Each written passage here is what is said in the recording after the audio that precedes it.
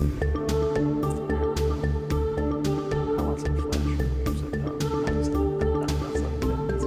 Whatever you rock. Yeah. Hello and welcome to The Upside, the show where we talk about all the good things that are happening in town of Long Meadow. Today's show, we're going to be talking about the upcoming Warrant, the special town meeting, which is Tuesday, October 23rd. We're going to be talking about some of the Warrant articles today and some of the other developments in town. With me is my guest, who is the program manager here and director of LCTV, Dave Bartlett. Dave, thank you. Oh. And Dave's here because we're going to talk about Article 7, which pertains to LCTV in a way. Article 7 is to see if the town will raise from available funds from the Treasury $30,000 or greater or lesser sum for the purpose of equipping the meeting room located in the high school, the new high school. And this is a room that is going to be what was formerly called in the old high school, which is now, that part's demolished, the school committee room. And that room has been used by groups besides the school committee for multiple meetings. What's going to happen in the new high school, across the hallway from that meeting room, is going to be the studios of LCTV, right? Correct. Okay. So one of the ideas, a couple years ago, I came up with an idea and tried to put an article in town meeting that I ended up pulling until we could talk to folks, was to have meetings broadcast of the other committees in town so that the folks in town could understand what the rules and regulations that the planning board works with, the zoning board of appeals, the assessors and Finance that type of thing, the finance committee. Right. The issue with that is the staffing at LCTV would have to be dramatically increased or something to cover all of that. If we did every meeting. If you did every meeting, Correct. and actually the logistics of it all. So meaning that if there was a meeting in the police department and fire department on the same night, which, for example, there's a park board meeting on Monday nights, which is also a time where the select board's meeting or the school committee, you'd have a challenge to get a camera in there. So what this community meeting room is going to be where primarily where the school committee was going to meet, but the idea with Article 7 is to make that the community meeting room, so that what we're looking at is to wire it so that literally one person in the TV studio could actually tape that whole meeting, whereas right now it takes up to 3 or 4 people. Right, and let me just make sure this is understood, Paul, and thank you for, first of all, having me on your show. The new room that we are addressing here will be pre-wired with 3 cameras. It will simulate what we manually set up every time we do a meeting at the police station, right, which will continue. Correct. So we're not going to not cover the current readings that we've been covering for the past 15 years. We are going to do meetings in addition to that, without having to increase, in theory, our staff. Correct. This new room that we are addressing, that this article addresses, again, will be pre-wired. We'll have remote-controlled cameras. And in theory, one of our staff people, can run this room and give effective coverage with sound and picture. That won't rival what we do at the police station, because that's personed, that's staffed, but will still be of a quality that will make the meeting easily understood and viewers can follow it. Also, the reason why it's adjacent to the LCTV studios is currently we use the town's fiber to transmit and broadcast the meetings at the police station. Which is why from time to time we have interruptions. Because the bandwidth at times is not large enough to do one meeting. Right. If we had to do 2 meetings remote, we would not be able to do that simultaneously. And the idea of this meeting room being adjacent to the LCTV studios is we will not have to use the fiber system. So it'll be a direct feed into Comcast. Okay. So in theory and in reality, we can do 2 meetings at once if we had to. Live in 2 different LCTV stations. Correct. Yep. Which is the major motivation for using the school committee room. Right. Also, at the last school committee meeting, and I'll make one more point, and then it's your show. Keep going. One of the school committee members mentioned that there might be conflicts at times with the school committee and other committees in town. Well, I think, and then the way the school committee suggested it, I think the school committee should have the right of first refusal. I think. Oh, absolutely. I think. Yeah. But we failed to recognize that across the hall, in the new section of this new high school, is another meeting room. So if a space is needed to meet, but the requirement to televise the meeting is not there, Right. the other meeting room is available. Okay. So a lot of what has been talked about with this new system that we're proposing, and I say we're because you had the initial idea of covering more, as you mentioned Correct. earlier. So a lot of the negatives that I've heard over the past few months don't really exist. Right.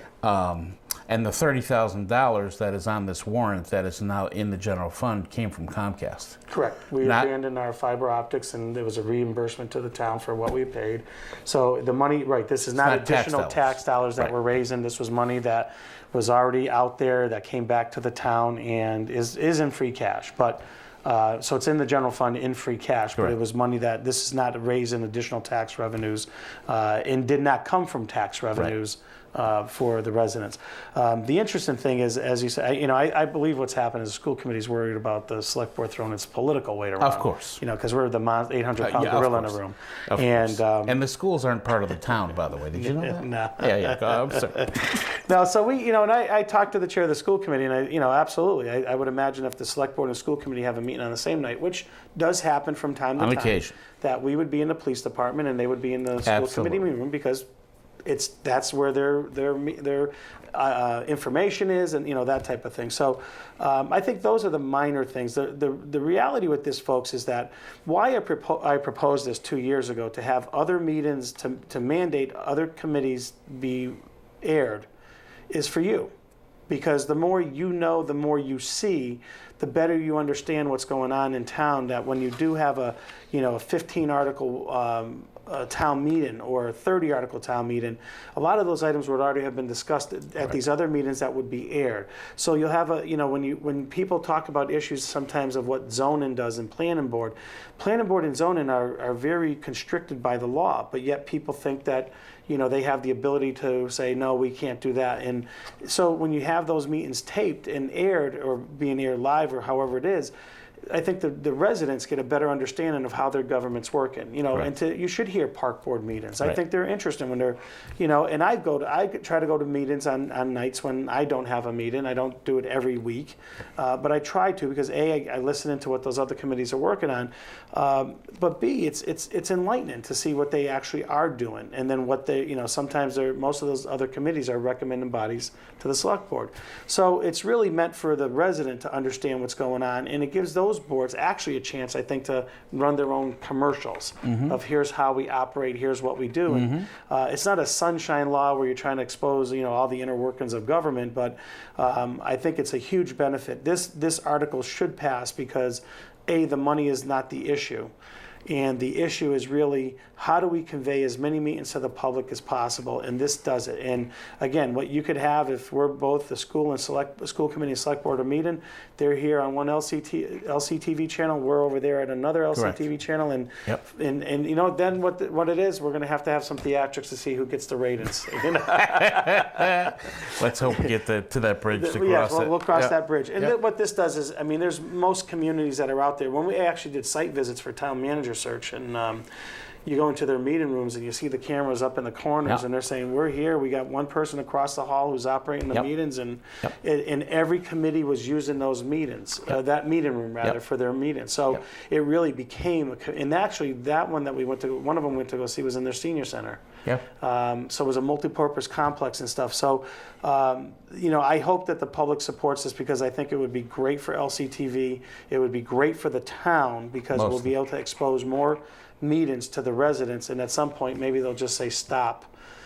Stop broadcasting these meetings, put polka back on.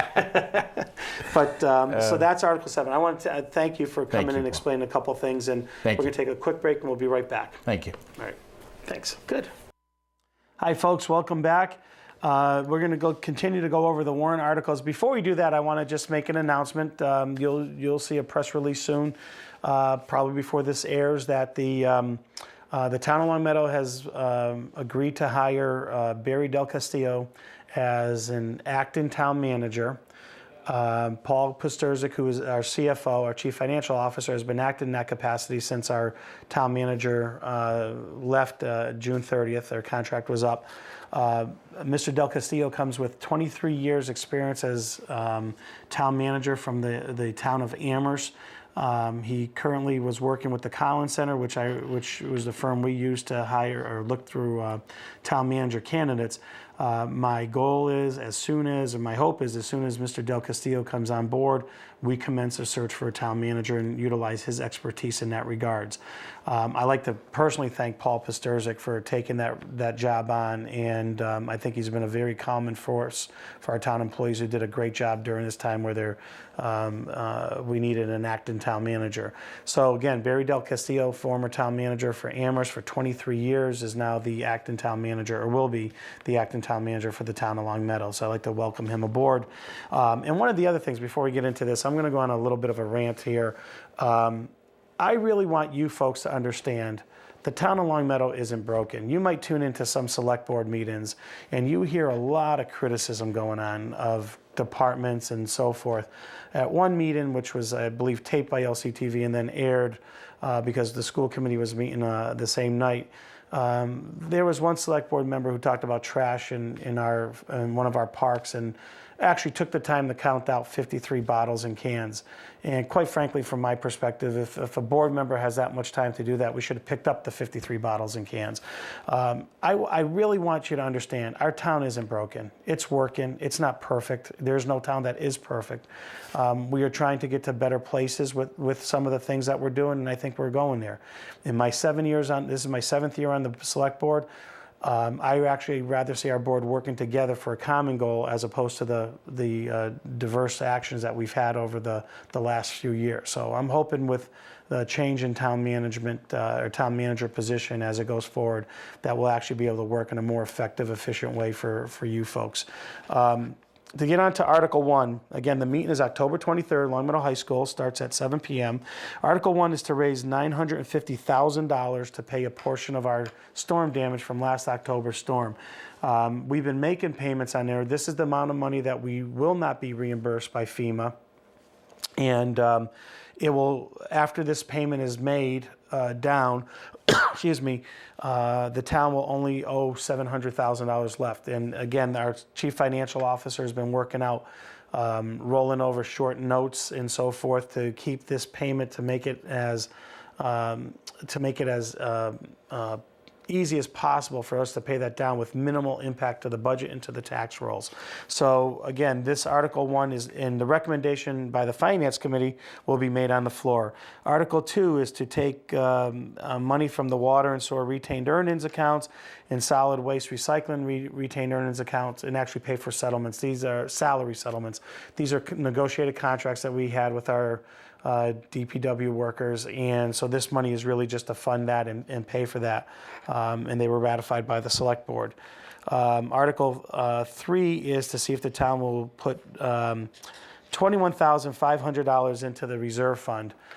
A couple months ago, the Director of Park and Recs, which also runs our daycare center, under that auspices has a revolving account. They had to hire one more teacher, and which caused them to go into a deficit, and you can't deficit spend. So because the revenues come in after they've already had to make a commitment to the teachers, the revenues come in on a monthly basis. So they went to the reserve fund with the chief financial officer, to the finance committee. They approved a $21,000 transfer out of the reserve fund only if this money would go back into it. Folks, the reserve fund was set up to meet unforeseen expenses. Whether this could be seen as unforeseen or not, it was. But whether you can, as a committee, might say it wasn't.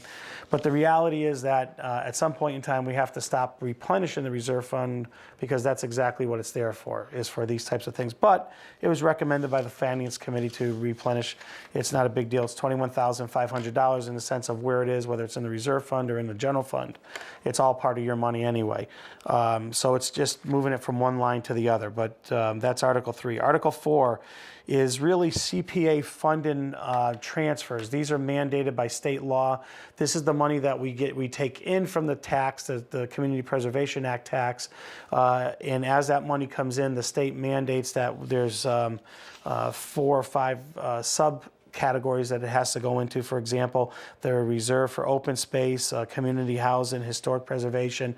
So that's Article 4 is really taking the tax dollars that were raised and then allocating them to those sub-accounts that are mandated by law. Article 5 is dealing with $250,000 to be moved to the DPW grounds maintenance forestry line. This was a dollar amount that was agreed upon by the select board. And this dollar amount is above and beyond what was allocated for the forestry line item. When we did the budget, we put $30,000 additional money into the forestry line item. That's money that's going to be used to cut down trees. And these aren't necessarily the trees that are having, we knew there was going to be an increase because of the storm damage from last October. But we asked at that point in time that our director of DPW develop a plan. So we added $30,000 in. It was a random number pulled out of the sky because we didn't know the exact number. And while this $250,000 isn't the full remediation that the DPW director is looking for, will take a sizable chunk of trees down in town that he feels and his staff feels need to come down. So the $250,000 was recommended by the select board. It's also recommended by the finance committee. Article 6 is to see if the town will appropriate $110,000 out of free cash for some drainage issue repairs on Brookwood Drive. The Finance Committee is actually going to make the recommendation on the floor of town meeting. The Select Board was split on that vote, but it was approved to put it on there. We talked about Article 7 with Dave Bartlett, the director here at LCTV. Excuse me, that article is also recommended by the Finance Committee. Article 8 will be used asking to allocate $100,000 for a study. This for the Department of Revenue. It's mandated by the state to complete a full interior and exterior inspection of our homes. And that leads to assessments, but that is mandated by the Department of Revenue. This is one of 2 payments that we're going to need to use or allocate to fund that. And it was a recommendation of the Chief Financial Officer to spread that over a few years as opposed to 1 year. Article 9, and that's recommended by the Finance Committee. Article 9 is to take $159,000 and of free cash that should be excess free cash that we're not using for some of these articles and move it over into the Operation Stabilization Fund. That is recommended by the Finance Committee. All these articles, by the time we're done, excuse me, would end up leaving us with $500,000 of non-committed revenue that we call free cash. Free cash is money that at the end of the year we haven't spent, which is money that we raised through tax dollars that hasn't been spent. This year it's been certified at $1,952,000. What that means, folks, is that you've been overtaxed by $1,952,000 in theory. What it really means is that maybe someone left the job in half of the year and we didn't rehire right away. So there's little funds like that. Fuel costs could have been down or up, and that type of thing. So it leads to what's called free cash, which is a misnomer. But we ended up with $1,952,000 of that, and some of it's going to pay for some of these articles. Excuse me. Article 10 is a meals tax, and Article 10 deals with adding a meals tax, which is 0.75%. So it's 0.0075 on a meals bill. If you don't go out to restaurants or buy a cup of coffee, because it'll pertain to a cup of coffee as well, or a bagel, you're not going to feel it. If you do go to restaurants in town and you have a bill of $100, this adds 75 cents to that bill of $100. The DOR, Department of Revenue projections for the town of Long Meadow a few years ago when this came out was that it would add $75,000 to the town in terms of revenue, taxes. That was before we had a new restaurant come in and before the old Friendly's becomes a new restaurant. So right now the projection is that would bring $90,000 into the coffers for the town of Long Meadow. My hope is that if we did impose this tax on people, that we then would offer a cut of $90,000 in the budget to really save some money for the town. And I'll get into the budget directive time permitting. Article 11 is dealing with a registration of vacant and foreclosed properties. This is a warrant article that was brought forth by a select board member. It was voted on 3-2 to put it on the warrant for you to decide. It's a very detailed article. The reality is people will have to register their homes, or banks would have to register their homes when they go through foreclosure. There is some concern, one select board member had some concern regarding snowbirds who might go down to Florida or someplace else for 9 months out of the year. Under this, they would have to register their home. So please read Article 11. It's not something that I would favor because I think it would be onerous for our departments to enforce, number one.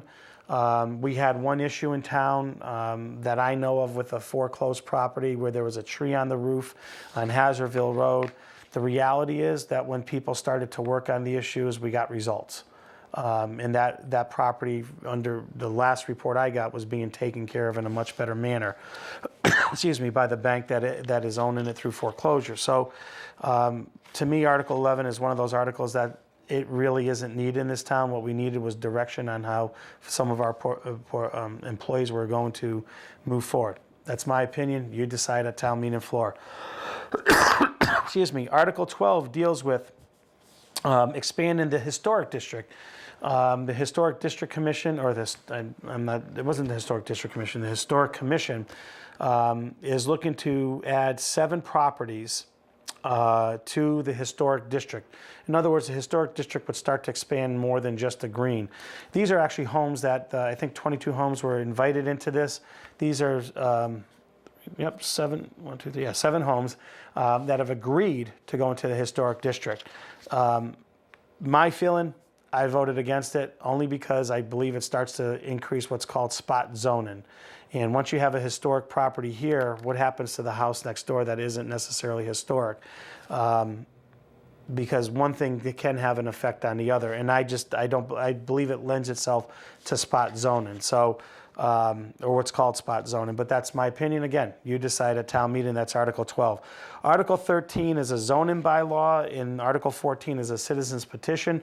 Article 13 actually kind of, I think, works with Article 14 in a way, and it might actually be pulled at town meeting by the planning board if they work out some of these, but it deals with setbacks for fences or someone who's on a corner lot.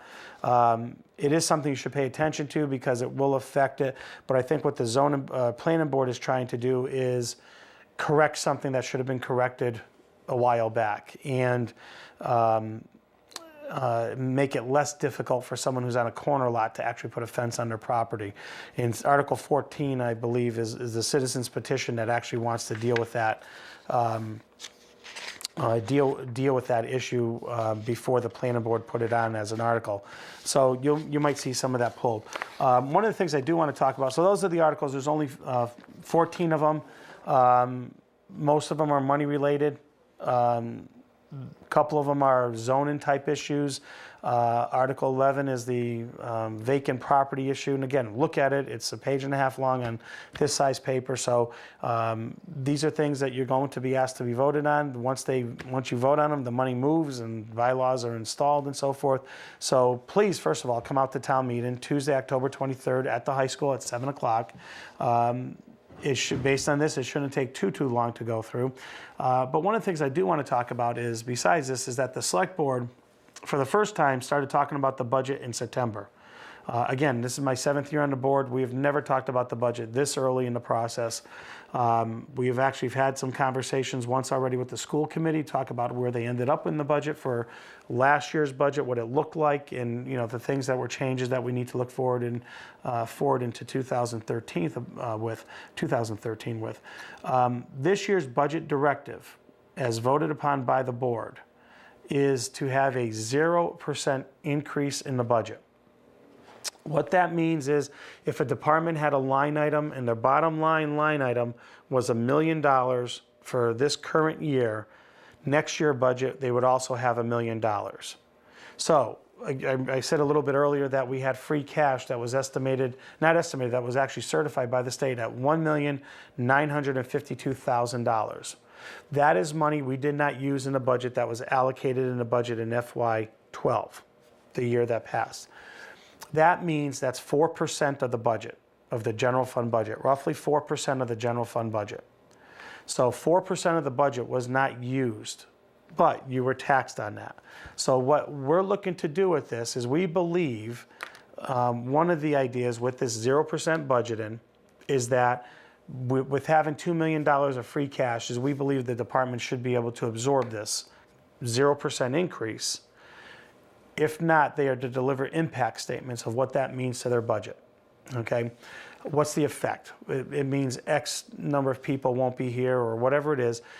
0% increase, and then they will deliver an impact statement. At that point in time, then the boards will talk about what the budget looks like and whether money will be allocated here or there. The board also put into the budget, as a line item, an OPEB funding line item. That's other post-employee retirement benefits.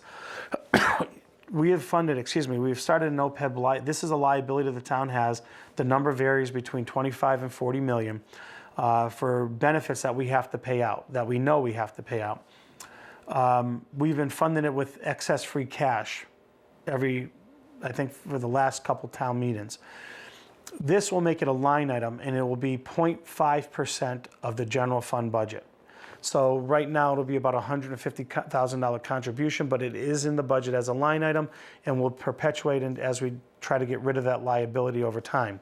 The other directive is that the select board is going to direct the acting town manager to do zero-based budgeting on one of our departments and see how that works. Meaning instead of trying to do zero-based budgeting with every department and throw everything into chaos, we want to see if we are able to do it, and we'll start with a smaller department, and that's going to be chosen by the town manager as to which department we want to start with zero-based budgeting and work out from that. And when zero-based budgeting, you start out and you say, you have a clean slate, what do you need to run your department?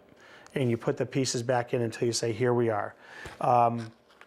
So between the 0% budget directive and starting out with a zero-based budget in one of our departments, and it won't be the school department because the schools create their own budget, we believe that we should be able to deliver a pretty effective budget this year before we start to receive those impact statements. So we have a couple of things that are in there that weren't in there last year, the OPEB line item, a zero-based budget, for one of the departments, and a 0% increase. Last year, the Select Board's Finance Subcommittee actually had that recommendation. We didn't quite adhere to it, but we didn't also use all of our levy limit, which means we didn't tax you the full 2.5% increase that most times we just automatically increase that. So again, what we're trying to do this year is really take a look at it and say 0% increase, come back with your impact statements, and hopefully you can keep your tax rate down as much as humanly possible. I have about 30 seconds left or so. What I wanted to do is, first of all, just thank you for tuning in, number one.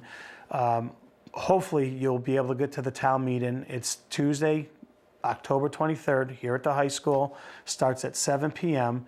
And I would encourage you to come because these are important matters. There's bylaw changes in here. There's monies being moved, and it affects you one way or the other. So take the time to come out.